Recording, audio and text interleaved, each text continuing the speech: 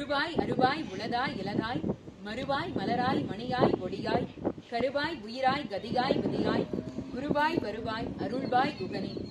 எல்லோருக்கும் வணக்கம். நம்மளுடைய தினம்தோறும் திருமுருகன் திருப்புகழ் அப்படின்ற தலைப்புல இன்னைக்கு 25வது நாள். இந்த 25 நாட்கள் வரைக்கும் நீங்க கொடுத்த ஆதரவுக்கு மிக்க நன்றி.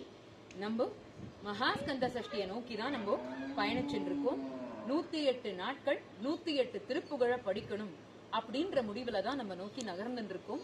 இதுவரைக்கும் நீங்க கொடுத்த ஆதரவுக்கும் நீங்க கேட்ட சில கேள்விகளுக்கும் இந்த பதிவுல உங்களுக்கு அதுல விடை தெரியும்.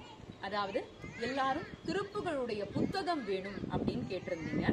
திருப்புகளுடைய புத்தகம் நான் இந்த பதிவுல போடுறதுக்கு 2 புத்தகங்களை தான் சான்றா எடுத்துட்டு இருக்கேன். அதுல ஒன்று அருணகிரிநாதரின் அடிச்சுவடில் அப்படின்னு இருக்கக்கூடியதான இந்த புத்தகம். இந்த புத்தகத்துல திருப்புகழ் பாடல் பெற்ற ஸ்தலங்கள் எல்லாத்த பத்தியும் தகவல்கள் இருக்கு. இத தகவல்கள் தெரிஞ்சுக்கிறதுக்காக இந்த புத்தகத்தை நீங்க பார்த்து தெரிஞ்சுக்கலாம். திருப்புகழ் படிக்கணும் அப்படின்னா அதற்கு திருப்புகழ் அமுதம் அப்படின்னு இன்னொரு புத்தகம் இருக்கு.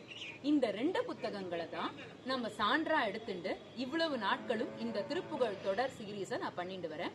இதற்கு மேலையும் இந்த 2 புத்தகங்களை வைத்துக் கொண்டுதான் நான் செய்ய போறேன். அதனால உங்களுக்கு திருப்புகழ் பத்தின விவரங்கள் தெரியணும்னா இந்த 2 புத்தகங்களை நீங்க வாங்கிக்கலாம்.